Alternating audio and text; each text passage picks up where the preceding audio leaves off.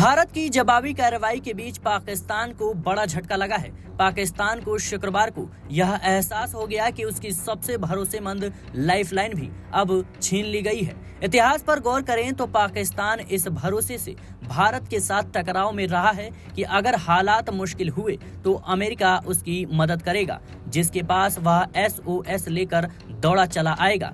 लेकिन भारत के ऑपरेशन सिंदूर के बाद अमेरिका ने भी पाकिस्तान से सॉफ्ट लैंडिंग की सुविधा अब छीन ली है। पाकिस्तान की मानसिकता को समझने और अमेरिका पर उसकी निर्भरता को समझने के लिए साल 1999 की गर्मियों को याद करना अहम है, जब पाकिस्तान ने कारगिल की रणनीतिक रूप से अहम मानी जाने वाली पहाड़ियों पर कब्जा करने की कोशिश की थी। पाकिस्तान को सजा दिए बिना जाने देने के लिए तैयार न होते हुए भी भारत ने एक साहसिक कदम उठाया। उस समय सेना की स्ट्राइक टुकड़ियों को अपने बेस कैंप छोड़ने की तैयारी करने को कहा गया था। लगभग उसी वक्त अमेरिकी सप्लाई सैटेलाइट ने राजस्थान में ट्रेनों पर लोड किए जा रहे भारतीय टैंकों और भारी तोपों की तस्वीरें कैद की थी। मैसेज साफ था कि भारत कारगिल में घुसपैठ का बदला लेने के लिए पाकिस्तान पर हमला करने वाला था। सेना के इस कदम से पहले पाकिस्तान हमेशा की तरह ही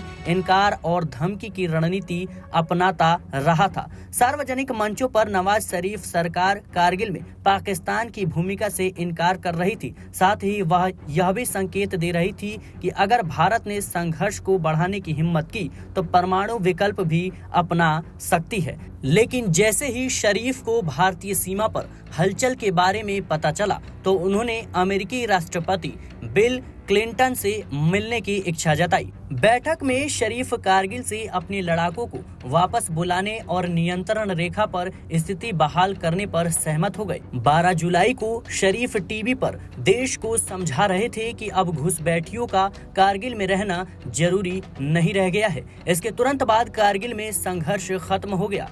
कारगिल युद्ध के दौरान पाकिस्तान के बर्ताव से हमें दो अहम बातें पता चलती हैं। पहली, अपने परमाणु ब्लैकमेल और शेखी बघारने के बावजूद पाकिस्तान भारत के साथ पारंपरिक युद्ध लड़ने से कतराता रहा है। दूसरी, जब भी वह खुद को बचाना चाहता है तो वह अपनी इज्जत बचाने के लिए वाशिंगटन या अंतर्राष्ट्रीय समुदाय पर निर्भर हो जाता है। लेकिन इस बार वाशिंगटन ने सम्मानजनक तरीके से बाहर निकलने का विकल्प बंद कर दिया है। एक रिपोर्ट के अनुसार अमेरिकी उपराष्ट्रपति JD वेंस ने भारत पाकिस्तान के बीच चल रहे संघर्ष में वाशिंगटन की भागीदारी से इनकार किया। उन्होंने कहा, हम जोर देकर कह सकते हैं कि वह यह है कि इन लोगों को तनाव थोड़ा कम करने के लिए प्रोत्साहित करने की कोशिश करें, लेकिन हम युद्ध के बीच में शामिल नहीं होने जा रहे हैं। यह मूल रूप से हमारा कोई काम नहीं है। वाशिंगटन के इस साफ संकेत के बीच कि भारत और पाकिस्तान को